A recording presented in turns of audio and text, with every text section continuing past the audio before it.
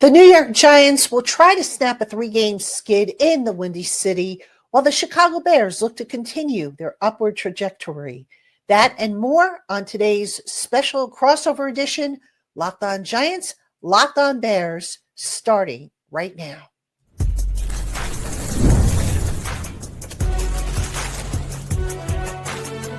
You are Locked On NFL Crossover, part of the Locked On Podcast Network. Your team every day. Today's episode of Crossover Thursday, Locked On Giants, Locked On Bears, is sponsored by Prize Picks. Download the Prize Picks app today and use the promo code Locked On NFL to get $50 in lineups after you play your first $5 lineup.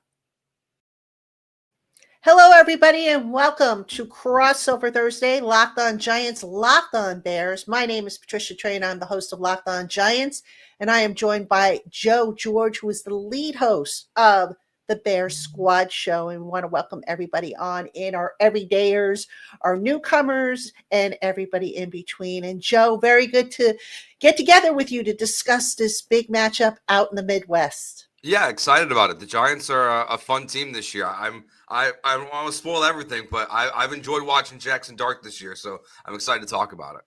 Yeah, for sure. And Jackson Dart, really the only reason to watch the Giants these days, because as I said, they are 0-3, or actually they've lost their last three. They have yet to win on the road. Just a big mess for the New York Giants. And we're going to break all that down for you on today's Crossover Thursday. We're going to talk about the key storylines for each team. We're going to talk about the matchups and, of course, the keys to victory. And Joe, let's start off with the Chicago Bears. What's brewing out in the Midwest, the Windy City, in terms of key storylines? Yeah, I think after, the trade deadline passed and the Bears didn't make any big splashes, they make a really minor move.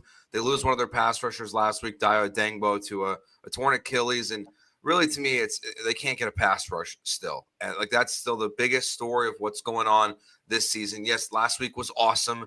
It was a crazy win for the Bears, 47-42 over the Bengals. But I look at this game and I just think, okay, going into this one, you have to at some point get to the quarterback. And they just have really struggled to do that this year. And their secondary has been a weakness as well, periodically throughout the season because of injuries. They're missing their top two corners.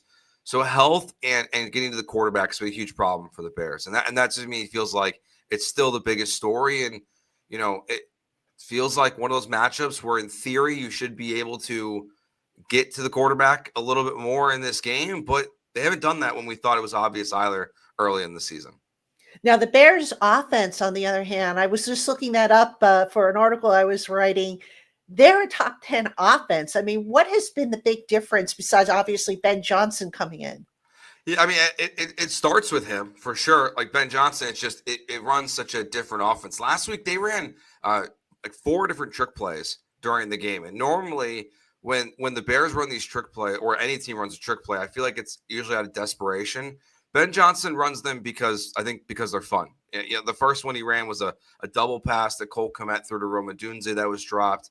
He's so creative in what he does offensively, but I think we've really seen the benefit so far of him. And even though it's been up and down for Caleb Williams, we're seeing the benefit of real good coaching for Caleb Williams periodically throughout the year. And, this last game specifically, you see Caleb look a lot more comfortable in the pocket throughout the game, still missing some of the easy throws in that one. But it's just Caleb's development is slowly coming along. And also the other big factor is over the last 4 games, they've become a really, really good running team. DeAndre Swift has been incredible. And then last week, their 7th-round rookie, Kyle Manungai, rushed for 176 yards out of nowhere and was really impressive in his first game as the Bears starting running back when Swift was hurt last week. So it's just it started to click. It's kind of everything that was promised with Ben Johnson has kind of come to fruition so far. Is there a weakness on that offense that you think can be exploited? Yeah, left tackle. They're starting an undrafted left tackle, Theo Benedict. He's got good moments. He's gone pretty viral this week for pushing a Bengals player deep into the sidelines and bullying him a little bit. But the offensive line just in general is still a weakness, and especially against the Giants. That's a team that's got a good pass rush and and can get after you. He's got a bunch of names that everyone knows that, can get after the quarterback. But yeah, pass rush for me is the one that I look at. I'm like, or pass blocking. I'm like, it's still not great. And Caleb still at times too, he misses, some of the easier stuff and makes life more challenging for himself. So those to me are the ones that would concern me. And that's why, like, it's, I know we'll get to the deciding matchups, but, protecting the quarterback is going to be a big one this weekend. Right. Now, from the Giants' perspective, it's still the same roster. The Giants stood pat at the trade deadline. They are really, as I mentioned, they have not won on the road this year. A lot of questions about the coaching and where they go from here. And Brian Daboll, the head coach, every week, we got to be better. We got to play better. We got to coach better. We got to do this better. But no answer so far. So one of the things we're going to be looking for from the Giants' perspective is what changes, if any, will they make to this lineup? I mean, they're carrying Evan Neal on the roster, who has yet to get into a game. He was active last week for the first time, but only because everybody else was banged up and they didn't need to deactivate him. Jalen Hyatt, they've kind of given up on him. Why continue to carry these guys when you can maybe open up a couple roster spots and, I don't know, pull somebody in off the street? At this point, can it be any worse? And then the bigger picture for the Giants that has been really lacking accountability. I hate to say it. I don't want to call it a country club atmosphere, but it's kind of been like that for the Giants. It's like if a guy makes a mistake, it's like, oh, okay, well, here's how you should do it or how it should have been done. There's no accountability. I mean, at this point, your team is spiraling out of control. Bench people if you have to. I mean, the season's over right now anyway. Is it going to get any worse if you pull like a Deontay Banks, who has just been terrible with his effort? Is it going to get any worse if you pull him off and put, I don't know, a practice squad guy on there? So just a lot of turmoil for the New York Giants, a coaching staff and a GM who is really under fire right now. And with each mounting loss, Giants Nation, they get angrier and angrier, and rightfully so. And there just doesn't seem to be any answers in sight. And really the only reason why I think people still stay tuned into this Giants team, Jackson Dart, who brings some moxie to the offense. But unfortunately, that young man can't do it all by himself. I'm curious your thoughts on, seeing the way Jackson's played this year. And obviously, the Bears last year went through this where Caleb Williams comes in and you've got a coach who's on the hot seat, like Brian Daboll is right now. And, I always want to believe in that philosophy of it's probably better to have a clean slate with the new quarterback and build from there versus after a year or into the first year have to disrupt everything. Where are you at with Daboll at this point in the season? Is he back next year? Is he doing enough to develop Jackson Dart? It doesn't sound like it, but it feels like that a change could be coming, or at least you're hoping it's coming. I like Brian Daboll as a person.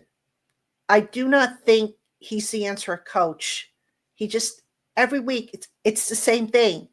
Nothing gets accomplished. And I think it's an insult, to be honest with you, when people say, well, Jackson Dart needs Brian Daboll. No, that's not necessarily. And look no further than the Bears. Ben Johnson did not draft Caleb Williams. He inherited him. He tapped into what he does well, and he minimized what he doesn't do well.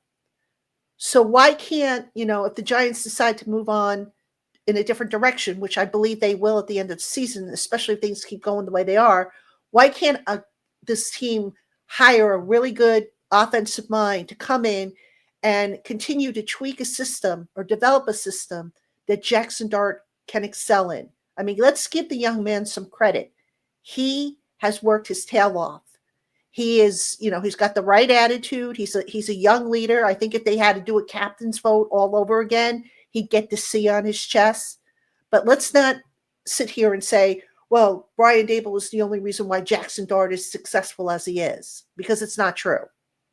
Yeah, it's hard to make that argument. I think, especially when you see what's happening over in Indianapolis this year with Daniel Jones and how well it's going for him. And yeah, they got a playoff victory against the Vikings a couple of years ago, but it's hard to, I think, to ignore that at this point. I've been impressed with Jackson Dart. I think that's where I imagine where you're at right now is where I was at last year with the Bears, where it's like all that really matters is how is Caleb Williams developing last year for me? How is Jackson Dart developing this year for you? It's tough, and it's the one thing that disappoints me about this game is I was hoping to see Scadaboo. I was hoping to see Scadaboo and Neighbors because those guys are awesome. Like they're great players. I love the Giants core that they have, and it's a bummer that we're only going to see one of the three this weekend.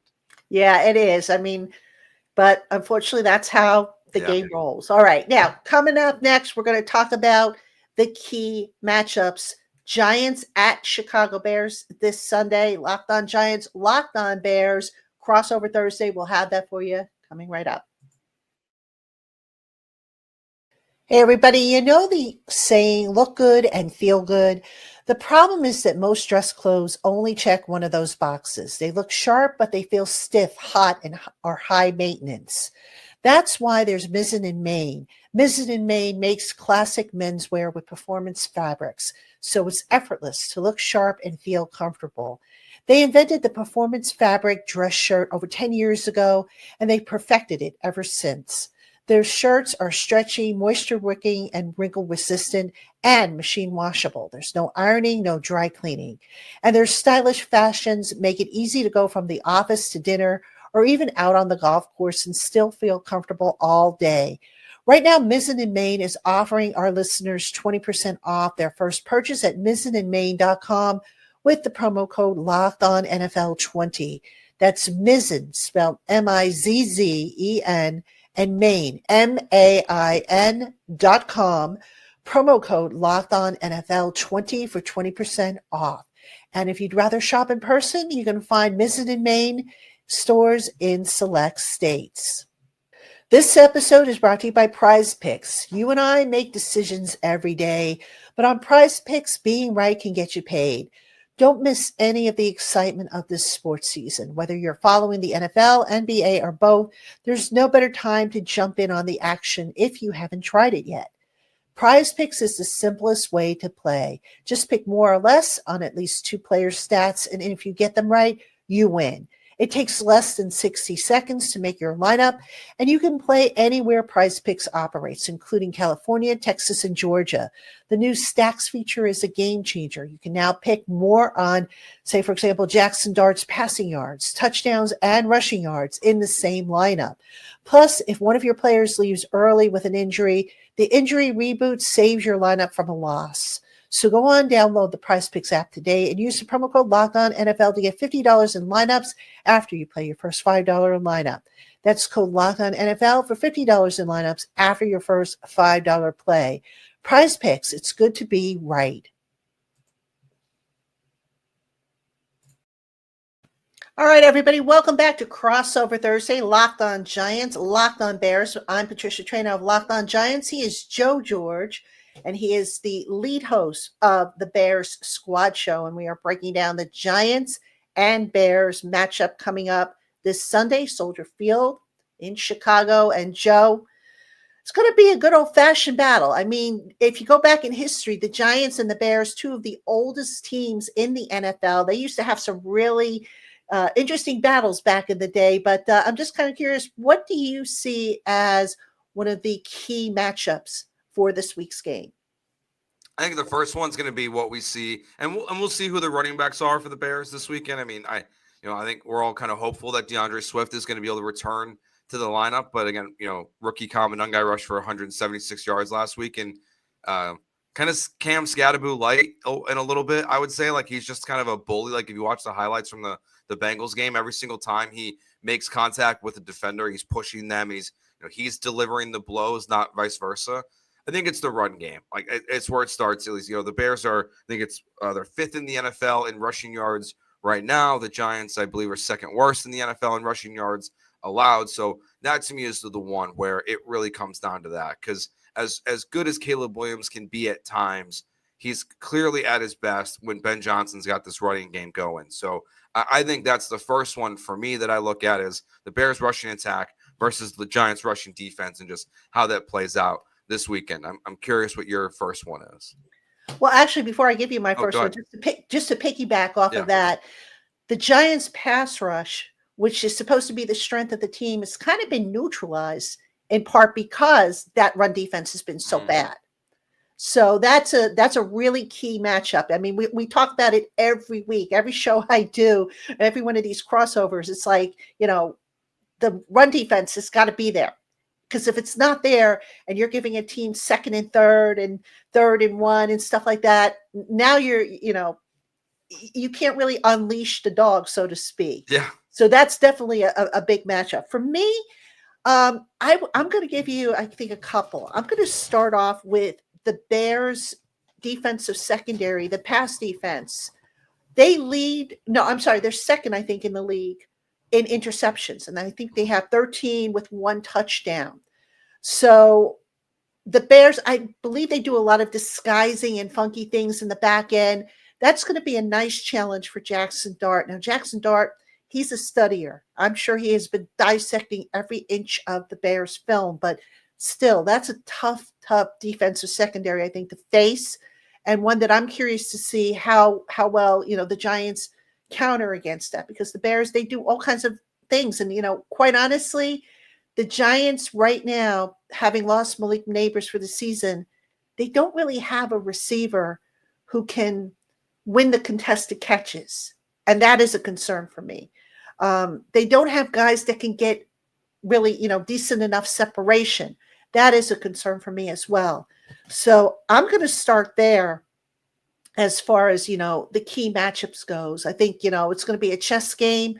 And I'd like to see how the Giants are going to kind of counter that.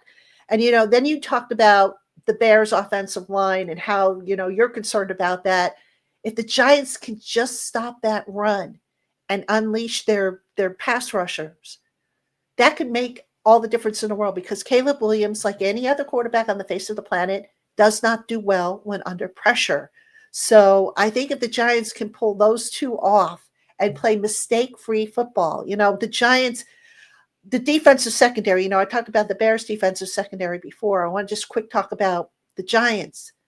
Their defensive secondary has been banged up. All right. They've got guys playing there that have no business being on a roster, let alone a starting lineup. And the Giants right now are second in the league in defensive pass interference penalties. Wow. They are first in the league in defensive pass interference penalty yardage with 200. All right. They're grabby back there. So that matchup scares me, because if they don't have Paulson Adebo this week, if they don't have Cordell Flott, those are their two starting cornerbacks. Javon Holland, who's a safety, hopefully he makes it back. I think he had a chance last week and they pulled him back at the last minute.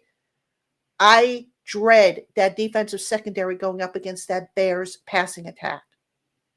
Yeah, I'll go back to the first one you mentioned, the turnovers. It's been a weird year for the Bears, where sometimes they have very little, and then all of a sudden they play a game and they got 4 turnovers in a game, and they've had multiple of those this season. And last week they forced 3 turnovers, but they still gave up 497 passing yards to Joe Flacco. So it's like they have this good with this bad, and there's been 3 games this year where the turnovers, it's been a really good stat for them in terms of it's positive, but it comes with a negative in a way. And if you look at the Commanders game, the Raiders game, and then this Bengals game, every single possession except for 4 in those 3 games ended in a touchdown or a turnover allowed by the defense. Only 4 punts in those games. They beat the Washington Commanders and the Raiders by 1 point each, and they only allowed those teams to punt 1 time. And the Bengals only punted twice in this last game. So this defense is very it's either you allow a touchdown or a field goal or you get a turnover. So they've been really necessary. It's the reason why they've won these games. And having a veteran coach like Dennis Allen now, after getting fired by the Saints last year as the DC, does provide a really interesting chess match, as you said, for Jackson Dart. He's going to do things. We've seen some veteran safeties like Kevin Byard really make some high IQ plays for the Bears this year and take advantage of quarterbacks like Geno Smith when they're locking in on certain guys. So it'll be an interesting matchup. And even though there's a lot of injuries and like they don't have that separation you talked about, I don't trust it because similar to the Giants defense, the Bears are banged up. They're missing their top two corners, right now, in Jalen Johnson and Kyler Gordon.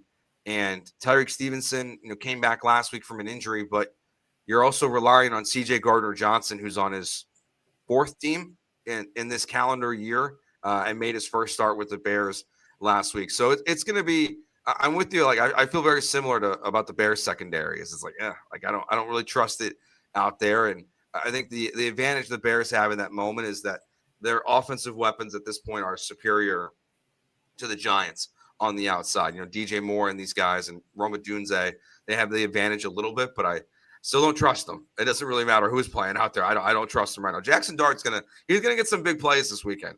That I can guarantee you. Like it might not win, but he's gonna get one or two big plays against the Bears secondary.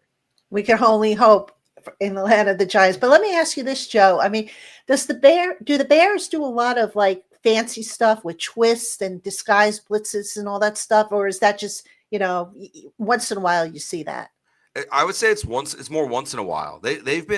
Dennis Allen's been really adaptable, I guess is the word I want to use, where he's really changing what he's doing. Feels like every week based on who they're playing and the health of their secondary. The one game they had with Jalen Johnson, they were in much more man coverage, but when he's got corners that he doesn't trust and man, he's been running more zone. It's really been more matchup dependent of what they're facing. And this last week, is I think they tried their best to limit Jamar Chase. They tried to do a lot of bracket coverage against them, and then in terms of blitzing, it's kind of been a mixed bag too. There's been certain games where it's like, man, they're not getting after the quarterback, and Dennis Allen's not bringing the heat. But that's because they've also been susceptible to giving up big runs as well this season. So it's really been up and down and kind of all over the place for what they've done this year. I've appreciated it, watching him, not be, so locked in on what his defense is supposed to be. Like the Bears fans, we would see Matt Eberflus do last year and in previous years. He's really trying to adapt to the health of his team, but it's kind of been all over the place, I would say. All right. So with that said, we gave you the key matchups. Now we're going to go to key victories in our next segment. You're Locked On Giants, Locked On Bears on Crossover Thursday. We'll be right back. Hey, folks, there's nothing better than being in the stadium for an NFL game surrounded by fans cheering on your favorite team. But let's be honest, getting tickets can be a hassle. Between queues, login screens, and prices jumping up at checkout, it's frustrating. That's why you need to check out Game Time, the app that gives you the advantage back to the fans. Game Time is fast, easy, and backed by the Game Time guarantee. You'll always get 100% authentic tickets delivered on time and at the best price. Plus, all fees are included, so the price you see is the price you'll pay. Check out their zone deals. Pick the section, and Game Time will pick the seats, and you'll save big. So go on and take the guesswork out of buying tickets to your favorite events with Game Time. Download the Game Time app, create an account, and use the promo code LOCKEDONNFL for $20 off your first purchase. Terms apply. Swipe, tap, ticket, go. Download Game Time today.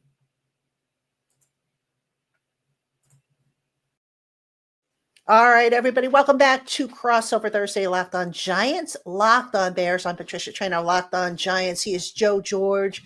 He is the lead host of the Bears Squad Show. And speaking of the squad shows, do check out our respective squad shows. The Giants Squad Show airs on Thursday, 1 o'clock, 1 hour live. And Joe, tell everybody when the Bears Squad Show airs. Yeah, we do obviously the post-game shows and then 6:15 on Tuesday nights. All right. And Giants also have a post-game squad show, by the way. All right. In this segment, we're going to take a look at the keys to victory. And Joe, the Giants are going in, according to our friends over at FanDuel, as a 3.5-point underdog. What else is new? The Giants are going to be underdogs until further notice. But what do you see as the Bears' biggest keys to a victory? I'll tell you, though, it's a lower number than I thought it was going to be. Me too. What does Vegas know? Like, what do they know that I don't know? Because I saw that number and I was like, uh-oh, I don't like that. I think the key to to victory for the Bears is to see Caleb Williams have not a performance like last week with 20 receiving yards and 50 rushing yards and 250 passing yards, but another game for 250 passing yards and 2 touchdowns for Caleb Williams this week, and not just for for this part, for this game, but as the Bears do have some playoff hopes right now, is continue that offensive development for him, and you want to see that the back-to-back games of putting together great quarterback play. So that's my first key to victory, and I'd say my second one is those turnovers. You got to get 2 of them in this game, because I don't trust this defense to consistently stop the Giants. So you got to get at least 2 turnovers in this game. Now, I feel like I'm going to beat a dead horse here, because I say this every single week. Stop the run. This Giants defense, they've got the guys to do it, but the run fits have been bad. The angles have been poor. I mean, you look at the mistakes on film made by the Giants defense, and I would say more than half of them come from the run defense. It's just been really bad. But here's a key that I'm going to give you that I don't think a lot of people are really looking at, and it's kind of outside of the box, and this is on the Giants offensive side of the ball. And that is, the Giants got to go back to 12 personnel. Now, what was interesting is last week against the 49ers, they did not run 12 personnel as much as they had the previous few weeks. 12 personnel has kind of been their answer to dealing with having lost Malik Neighbors. The reason why I don't think they went and used 12 personnel last week was because they did not have tight end Daniel Bellinger in the lineup. He was injured with a neck ailment. Hopefully he is back this week, because look, the Giants did not get Jackson Dart, a playmaker, by the trade deadline. So go back to what worked for him. And 11 personnel last week really wasn't working as well for him as 12 personnel had been working. So I think if the Giants could go back to that, who knows, maybe they can string together some, time-consuming drives, keep the Bears offense off the field, and rack up some points. Because, look, the Giants can score. Their offense is, believe it or not, even though the results aren't there, the offense is better than it was last year, even with the injuries. But they've got to play into their strengths. And last week, I think they got away from that a little bit. Yeah, I think it is one where you see the injuries and you don't think that like I think Bears fans are like, the Giants offense isn't that good. When you look at it, they are good. The other one I'll throw in there too is that one thing that can help the Giants that hurt the Bears last week and has hurt the Bears a lot this season. As much as I talked about their secondary so far today, I think the weakest unit on this team collectively on both sides is the special teams unit. They've really struggled this year in various different ways. I mean, Devin Duvernay does not look like the guy that played for the Baltimore Ravens. They don't get great, return yardage from him. Cairo Santos, I think everyone wants him gone, but that's kind of also how we all feel about our kickers. But he has this low line drive kick and had one blocked last week. Also missed a field goal that got called back on a penalty, so it doesn't show that on the box score. But he's been missing kicks on the even inside the 50-yard line. He doesn't have a big leg either. He can't kick more than a 50-yard field goal pretty much, which is shocking in today's NFL. And last week too, the Bengals had a kickoff return touchdown, the first play of the game, and then after the Bears went down and scored, the Bengals then got a kickoff return to the 45-yard line and only had to go another 55 yards for a touchdown and did it easily. So the special teams is a huge weakness, and it doesn't really matter who you're facing at this point, because the Bears they can't stop kickoff return. It's really strange that they can't figure it out, and they're giving these offenses that even when they're struggling, these 40, 50-yard field positions, and it just making it so easy for them. So that's the last one I throw in, because it's also driving me insane. And that's interesting, because up until maybe a couple weeks ago, the Giants special teams were a strength, underrated strength. Now, the last couple of weeks, I think because of injuries and because they've had to lessen the load of some of their core guys who are needed on offense or defense, the special teams have kind of tapered off a little bit. But hopefully, like I said, if the Giants get back some of these other guys healthy, they can move the core special teamers back and give them the bigger role. I mean, Abdul Carter is a perfect example. He was a guy that they took off special teams for a little while. They put him back on there.